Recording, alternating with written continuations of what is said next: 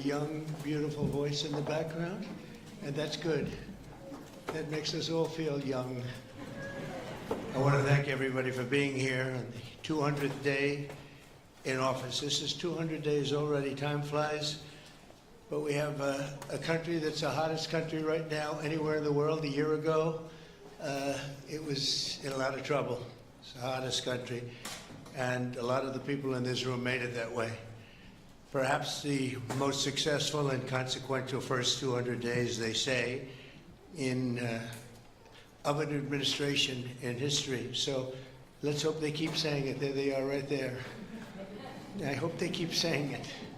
But even more importantly, this is also National Purple Heart Day, and we're here to honor and celebrate the unyielding patriotism and grit and devotion to America's Purple Heart veterans. Is great emotion and great love. The Purple Heart dates back to August 7th, 1782. That's a long time, when General George Washington awarded a heart-shaped purple cloth to 3 soldiers for outstanding gallantry and service in battle. This afternoon, we're joined by dozens of Purple Heart recipients and their families, and just as General Washington did 243 years ago, today we give our everlasting thanks to you and your unbelievable families. We want to thank you very much for being here. It's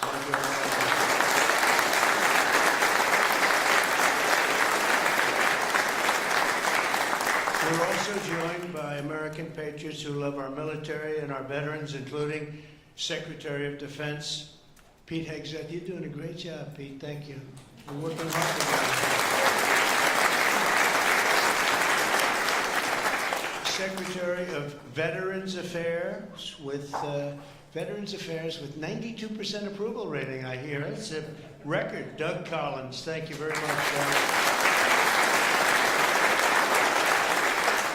The Director of National Intelligence, Tulsi Gabbard. She's got a lot of interesting things happening in the last 2 months.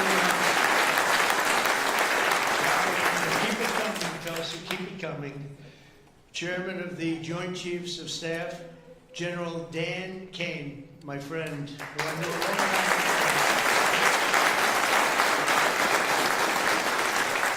got rid of ISIS in record time. They said it was going to take 4 to 5 years. He did it in 4 weeks. That's when I said, if I get into this again, I'm going to make him the chairman of the Joint Chiefs, and that's what happened. Great job, and he did an incredible job in Iran. I want to thank you very much. Great job, General.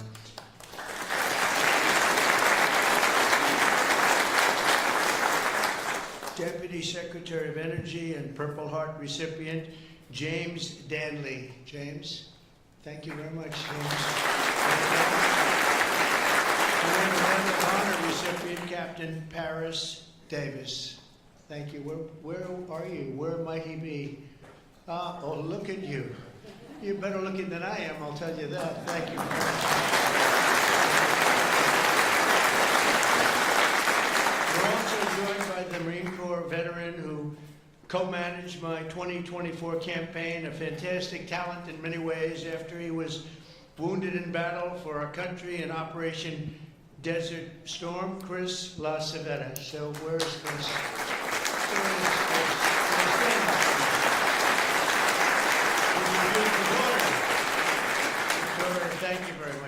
Thank you very much for being with your father. It's very nice. Every Purple Heart tells a story of courage, sacrifice, and purpose. It speaks of a price paid for the soldier beside you, the country behind you, and the generations of Americans yet to come. And we have some great generations to follow. It's going to happen. Those who wear this medal ran into bullets, faced ferocious bombs, and shed their blood on the field of battle. We will never forget what they did. We will always use them as an example of bravery and courage and strength. And we will also always think, when we look at them, of our great American flag. We want our great American flag to be strong, and it's stronger than ever. Since day one, my administration has used every power we have to fight for those who have fought for America. In 6 months, we have reduced the backlog of veterans' waitings, and that waiting list was very long, Doug, wasn't it, for the benefits, and by It's 37%. So it's just, is that all you did, Doug? 37? I don't know. Huh? That's incredible, actually. You're getting tremendous marks, and we appreciate it very much. We processed more than 2 million disability benefit claims this fiscal year, on track for the most ever. In fact, not even close. We're slashing wait times at the VA medical centers, and we're bringing back VA choice and VA accountability. As you know, we had it, and then the previous administration, let's go with the Biden administration, they decided to get rid of it. And you know, choice is where if you wait in line for an extended period, or you're not going to see a doctor for a while, you have the right to go out and get a doctor, and we'll pay for it, and you get yourself all fixed up real fast. You don't have to wait 6 weeks, 8 weeks, months like they were doing. And VA accountability, I'm very proud of those. We got them passed. Actually, Doug, you were a member of Congress when we did. You helped us a lot. But we got them passed in the legislature, so they're with us forever. And yet Biden found a way to not use them. But VA accountability, that's when we have bad people in the Veterans Association that were taking advantage of people, hurting people, and they weren't in prime time. In prime time, they wouldn't have touched them, but they weren't quite in prime time, and they were doing bad things. They were sadists, they were thieves, and some bad people. We had 9,000 of them. We fired every one of them, and it was a great thing. And then he put some of those people back. I don't know why they did that, but they did it. But we got them out again, I think, Doug, right? So it's good. So we had VA choice, VA accountability, something we're very proud of. I'm also working to keep my promise to end veterans' homelessness in America. In May, I signed an executive order to open the National Center for Warrior Independence in Los Angeles, California, which will house up to 6,000 homeless vets. It's going to be beautiful.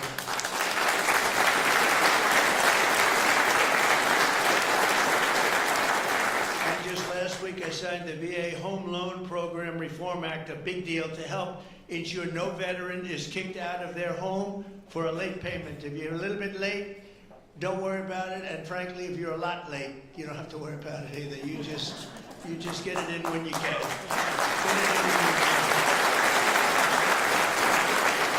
America's veterans have done their duty for us, and under the Trump administration, we are doing our duty for you. Okay? That's the way it's supposed to be.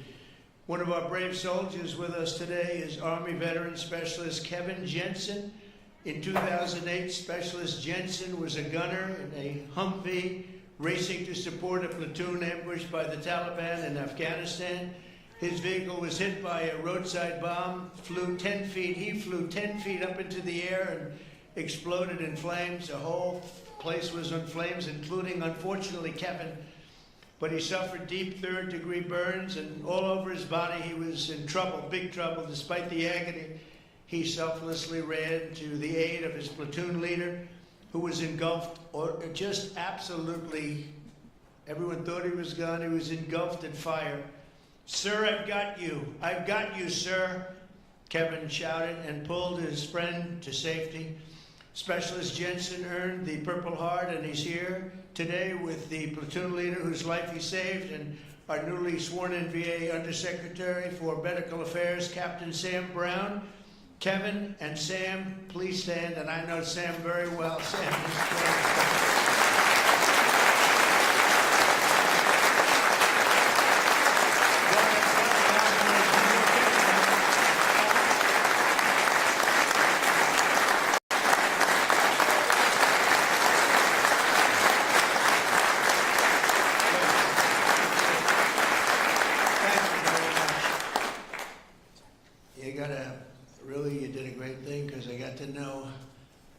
is really beautiful wife. You know, you're not allowed to say beautiful anymore. It's political suicide, they say.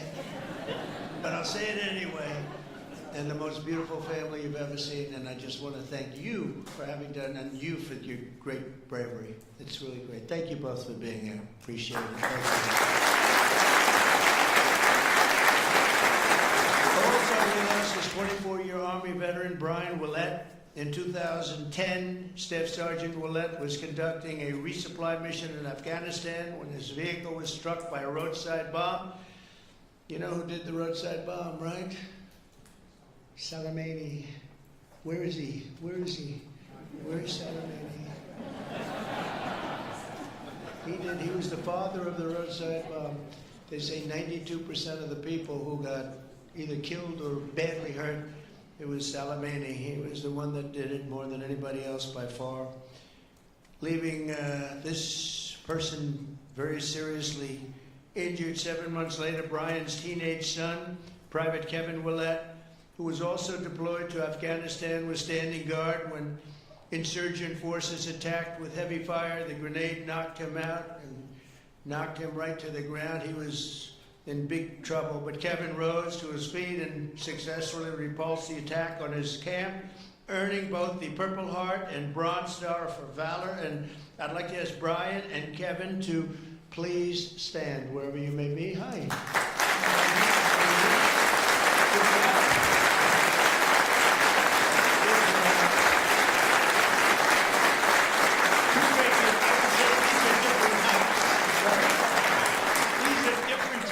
Right? But same blood, that's all we care for. He's West Virginia. That's very good. You both look great. Thank you both very much. Appreciate it. We're also joined by Marine Corps veteran Staff Sergeant Thomas Mateo, wounded 6 times during 2 tours in Vietnam. At the end of his first tour, shrapnel sliced open his abdomen and he was left bleeding and they thought he was gone. He was on the jungle floor for a long period of time, but he recovered and chose to go back and fight. Thomas later continued to protect our citizens as police chief of Hialeah Gardens and Inverness. That's 2 good places. We love those places. We love Florida. Every time I ran there, I won, so I gotta love it, right? Set records. We have the all-time record, Thomas, and he was one of the very rare 6-time recipients of the Purple Heart. Boy, you got hit. Where's Thomas?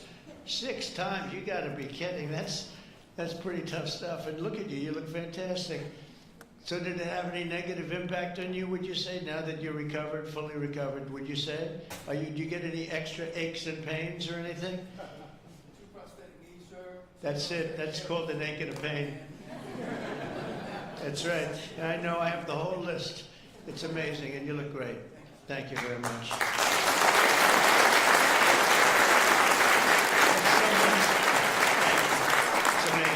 Amazing. Last year, after an assassin tried to take my life in Butler, Pennsylvania, Thomas generously mailed me one of his Purple Hearts. Many of the other veterans showed me the same unbelievable gesture of kindness, including 3-time Purple Heart recipient John Ford and Gerald Enter Jr., who also came along with us and did us a great, great favor. Gerald, John, and Thomas, I want to thank you very much. What a great honor to get those Purple Hearts. I guess in a certain way it wasn't that easy for me either when you think of it, but you went through a lot more than I did, and I appreciate it all very much. Thank you. Thank you. Where are you? Stand up, please. Please.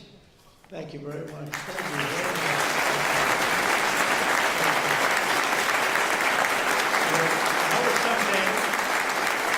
That was someday we had together there, huh? That was someday we had together. Thank you both very much. Thank you all. From the very beginning, our nation's fate has depended on heroes like those in the room who placed their bodies between the enemy fire and really that fire and the American freedom that we all love so much. Because of their sacrifice today, our flag is still waving proudly and our freedom is still safe and secure and our future is looking brighter and greater than ever. Our country is doing really well.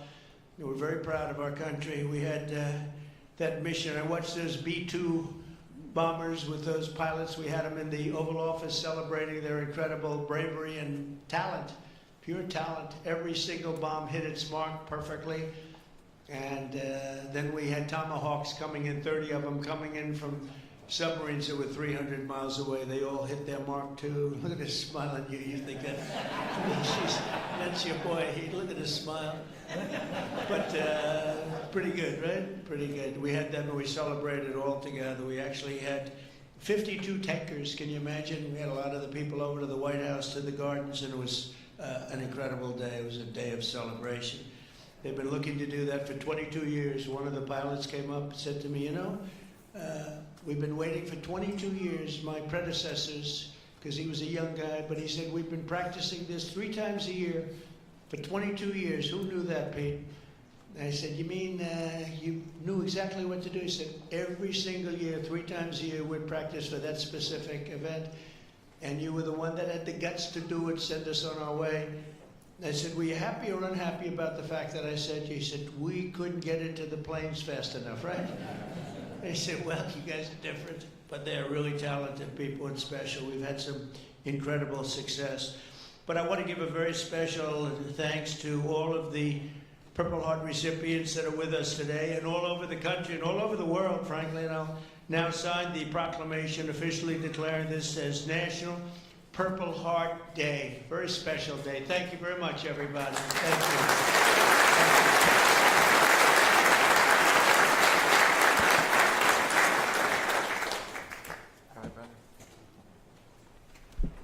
I know who I'm giving this pen to.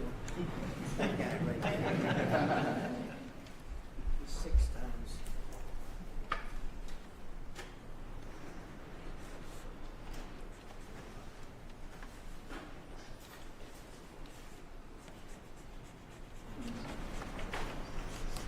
And that is not done by an auto pen.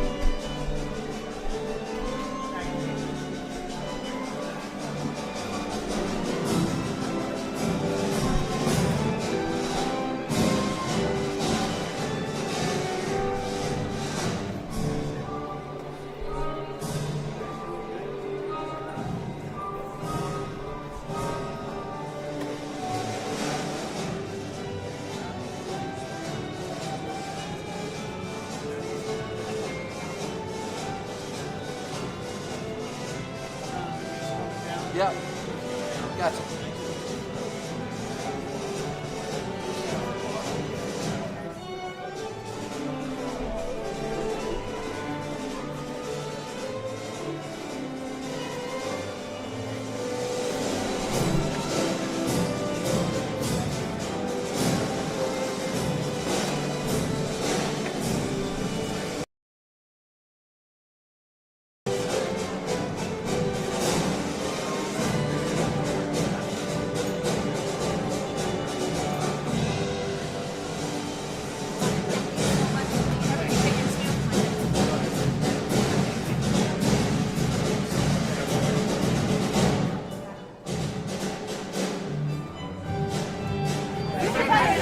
You just